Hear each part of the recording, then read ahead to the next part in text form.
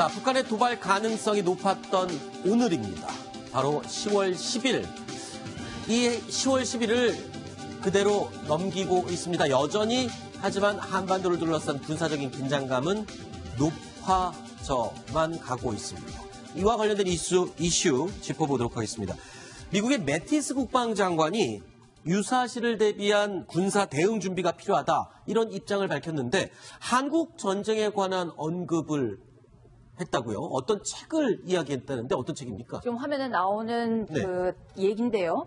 그 매티스 국방장관이 굉장히 신중한 그리고 학자 타입의 군인으로 굉장히 유명합니다. 네. 야전 경험도 많고요. 네. 자, 군사 옵션을 우리가 보유하고 있음을 그 미국 대통령이 알고 있어야 된다. 미국 대통령이 못한 일이 뭐가 있습니까? 국방장관이 이미 옵션 카드를 올려놨다는 얘기인데. 그렇죠. 그러면서 6.25 때 얘기를 했습니다. 6.25 미군 입장에서는 어떤 전쟁이었냐면 1949년에 그 미군이 한반도에서 싹 철수를 해서 일본까지 물러난 적이 있었습니다. 네. 바로 이듬해 아시다시피 김일성이 한반도를 적화시키기 위해서 남침을 했죠. 남침을 해서 거의 부산까지 밀려간 상황에서 뒤늦게 미군이 참전을 했고 네. 무려 한 3년간 계속된 전쟁 동안 미군 병사가 4만 명이 희생되는 아하. 실패도 많았고 그렇죠. 성공도 많았던 전쟁이었습니다. 야전 경험이 많은 저 매티스 장관 같은 경우에 당시의 실패를, 만약에 제2의 한반도에서 전쟁을 하게 된다면 당시의 실패를 반복하지 않겠다는 그런 의지로 저 한국 전쟁, 이런 전쟁, This Kind of War라는 그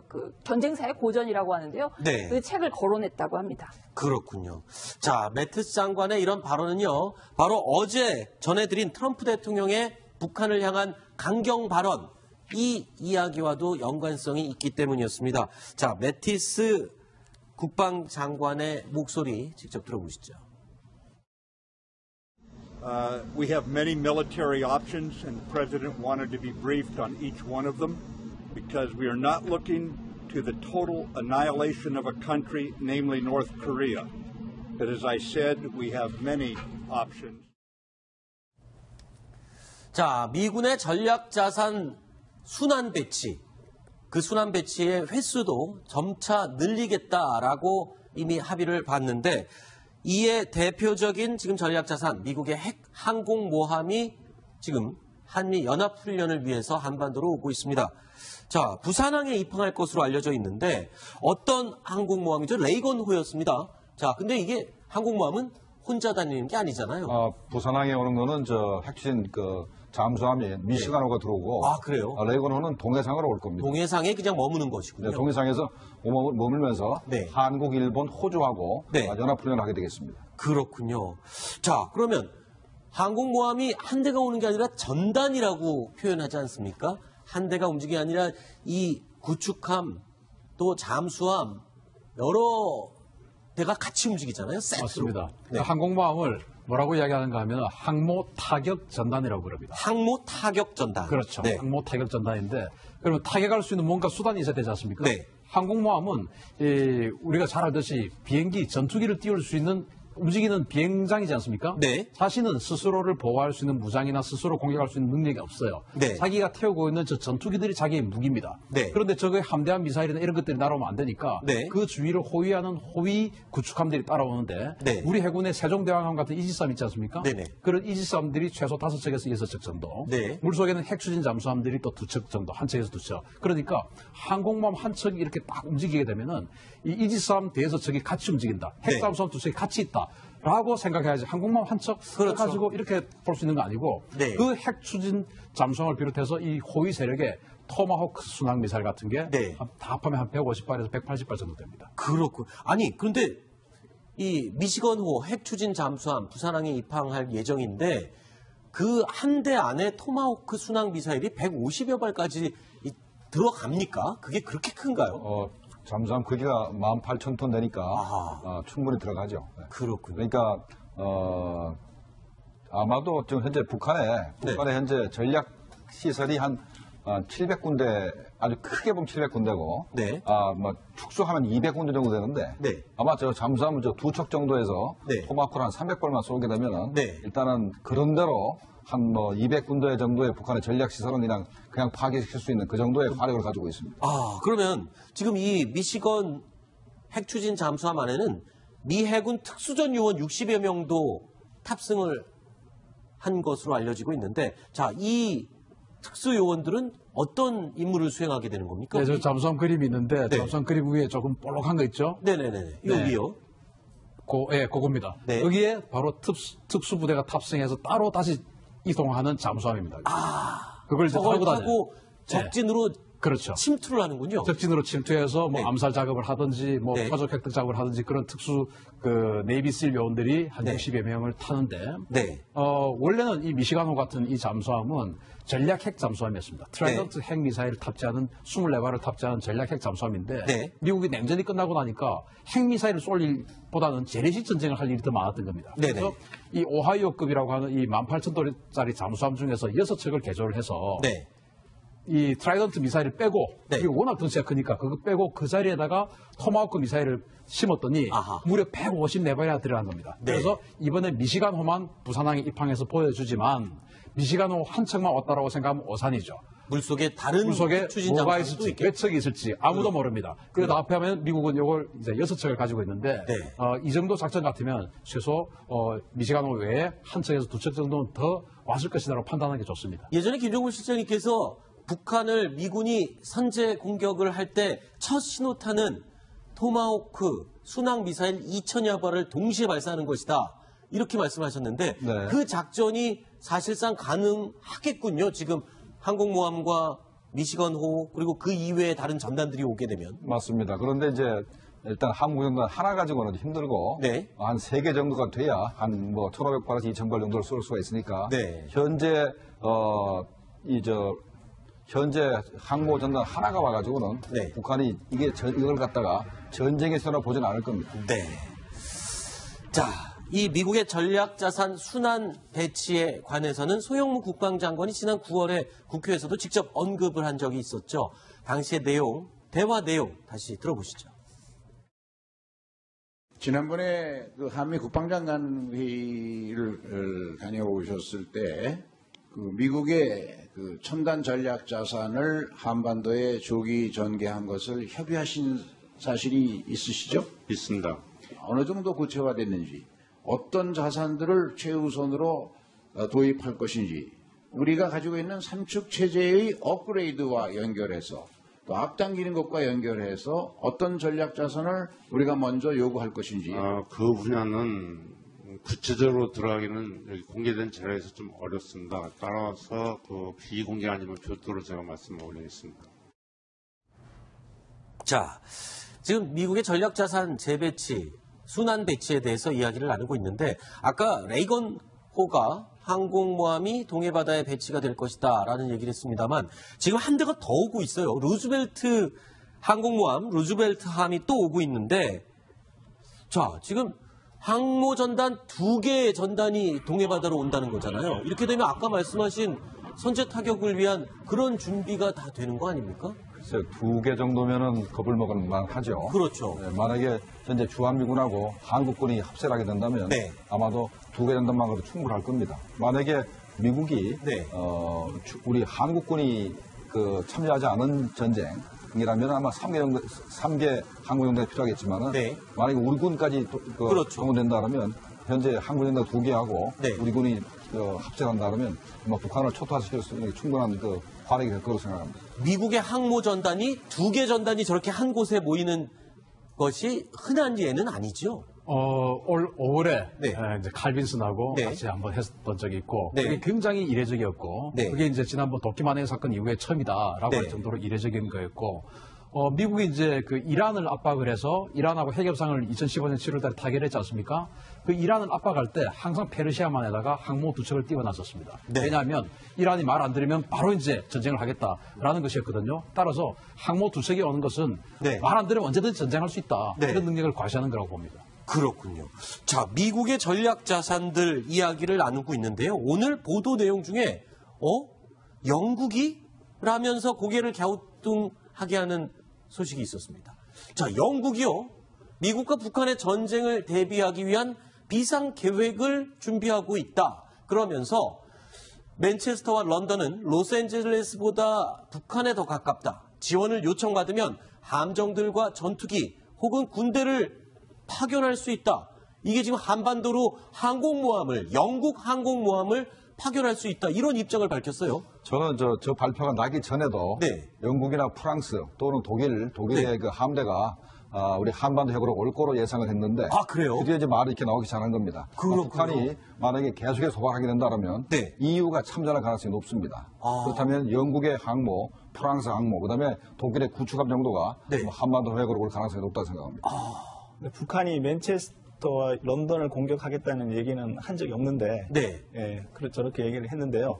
저게 좀 한번 생각해봐야 될 게 뭐냐면, 네. 미국이 큰 전쟁을 일으킬 때마다 네. 영국은 항상 참전을 했습니다. 그리고 네. 미국 편을 들었습니다. 예.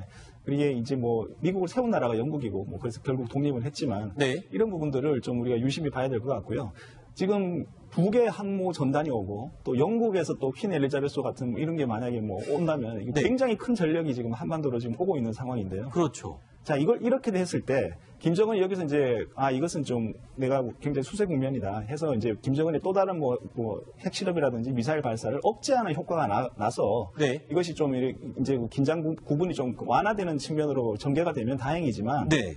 김정은은 이 지진을 일으키는 지구 멘틀처럼 네. 예측 불가능한 사람이라서 그렇죠. 여기다 대고 네. 또 대륙간 탄도탄을 자기가 얘기했듯이 태평양으로 쏜다든지 이래버리면 네. 이건 정말 예측 불가능한 상황이 또 벌어질 수도 있지 않을까라는 그렇죠. 그러니까 일말에 좀 걱정이 좀 되기는 합니다. 예. 네. 그래서 영국 같은 경우에 예, 잠시만요. 우리가 1991년도에 미국이 걸프전을 할 때 어떤 행위를 했습니까? 네. 전 세계 각국의 우방국에다가 네. 전쟁에 동참하라고 해가지고 우리 군도 그때 수송기를 보냈습니다. 네네. 일본은 그 당시에 군을 안 보내고 돈만 내가지고 돈만 잔뜩 내고 욕만 먹었어요. 네. 그런 경우가 있습니다. 그때는 영국이나 프랑스가 전부 참전했었는데 네. 만약에 북한하고 미국이 전쟁을 한다 그러면 아마도 북한의 그 핵무장에 대해서 국제 질서를 어지럽히기 때문에 응징한다는 차원에서 네. 아마도 EU도 참전할 가능성이 굉장히 크고 EU가 아니라면 동남아시아 국가나 일본이나 이런 나라도 전부 다 전비를 내거나 아니면 항공기를 투입해야 될 겁니다. 네. 아마도 그렇게 되면 전 세계와 북한이 전쟁하는 상황이 벌어질 겁니다. 그렇군요. 영국 같은 경우에 지금 굉장히 스트레스를 받아 있어요. 어떤 부분 때문에? 어떤 스트레스인가 하면 지난번 IS 폭격전을 할 때 네.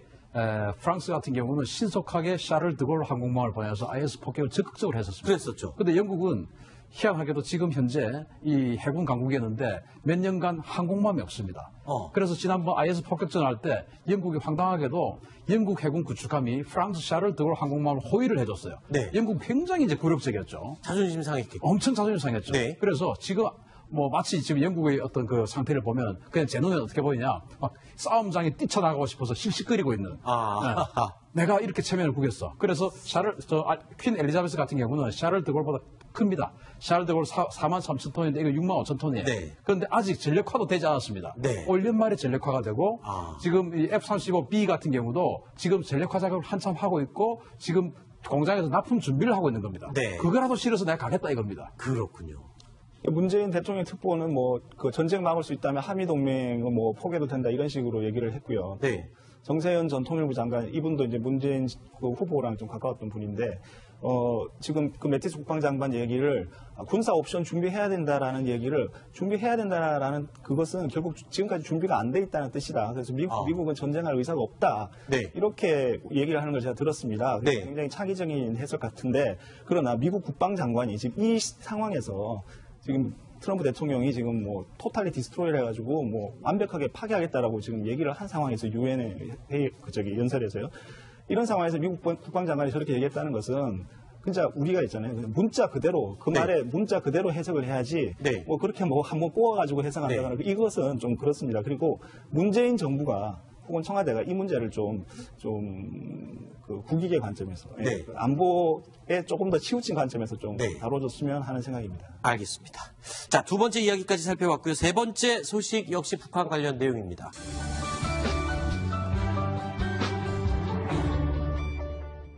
올려놨다는 얘기인데 그렇죠. 그러면서 6.25 때 얘기를 했습니다. 6.25 미군 입장에서는 어떤 전쟁이었냐면 1949년에 그 미군이 한반도에서 싹 철수를 해서 일본까지 물러난 적이 있었습니다. 네. 바로 이듬해 아시다시피 김일성이 한반도를 적화시키기 위해서 남침을 했죠. 남침을 해서 거의 부산까지 밀려간 상황에서 뒤늦게 미군이 참전을 했고 네. 무려 한 3년간 계속된 전쟁 동안 미군 병사가 4만 명이 희생되는 실패도 많았고 그렇죠. 성공도 많았던 전쟁이었습니다. 야동 경험이 많은 저 매티스 장관 같은 경우에 당시의 실패를 만약에 제2의 한반도에서 전쟁을 하게 된다면 당시의 실패를 반복하지 않겠다는 그런 의지로 저 한국 전쟁, 이런 전쟁, This Kind of War라는 그 전쟁사의 고전이라고 하는데요. 네. 그 책을 거론했다고 합니다. 그렇군요. 자, 매티스 장관의 이런 발언은요, 바로 어제 전해드린 트럼프 대통령의 북한을 향한 강경 발언, 이 이야기와도 연관성이 있기 것이군요. 네, 동해상에서 머물면서 네. 한국, 일본, 호주하고 네. 연합훈련을 하게 되겠습니다. 그렇군요. 자, 그러면 항공모함이 한 대가 오는 게 아니라 전단이라고 표현하지 않습니까?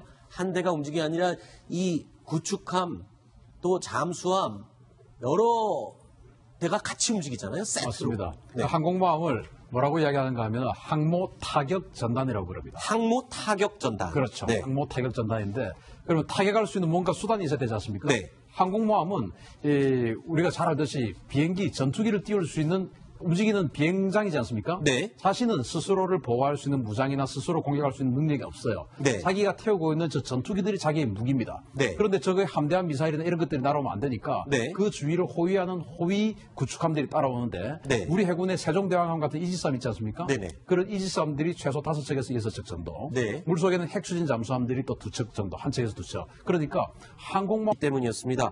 자, 매티스 국방장관의 목소리 직접 들어보시죠. We have many military options, and the President wanted to be briefed on each one of them because we are not looking to the total annihilation of a country, namely North Korea. But as I said, we have many options. 자, 미군의 전략자산 순환 배치, 그 순환 배치의 횟수도 점차 늘리겠다라고 이미 합의를 봤는데 이에 대표적인 지금 전략자산, 미국의 핵 항공모함이 지금 한미 연합훈련을 위해서 한반도로 오고 있습니다. 자, 부산항에 입항할 것으로 알려져 있는데 어떤 항공모함이죠? 레이건호였습니다. 자, 근데 이게 항공모함은 혼자 다니는 게 아니잖아요. 부산항에 오는 거는 저 핵추진 잠수함이 미시간호가 들어오고. 아, 그래요? 레이건호는 동해상으로 올 겁니다. 동해상에 그냥 머무는.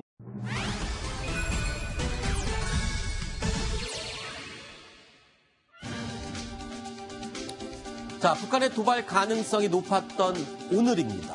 바로 10월 10일. 이 10월 10일을 그대로 넘기고 있습니다. 여전히 하지만 한반도를 둘러싼 군사적인 긴장감은 높아져만 가고 있습니다. 이와 관련된 이슈 짚어보도록 하겠습니다.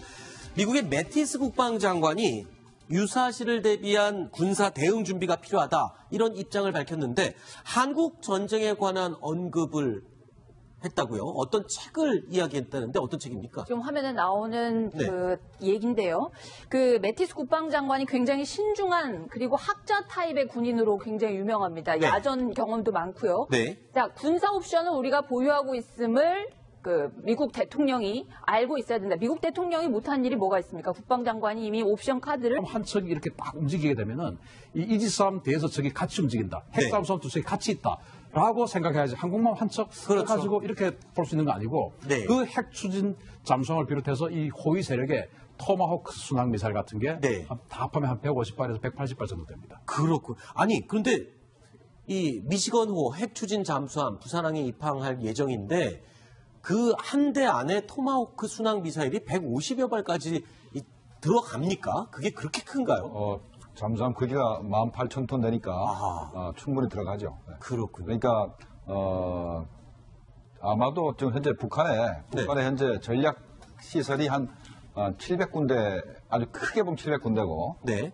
뭐 축소하면 200군데 정도 되는데, 네. 아마 저 잠수함은 저 2척 정도에서 네. 토마호크를 한 300발만 쏘게 되면은, 네. 일단은 그런 대로 한 뭐 200군데 정도의 북한의 전략 시설은 그냥 파괴시킬 수 있는 그 정도의 화력을 가지고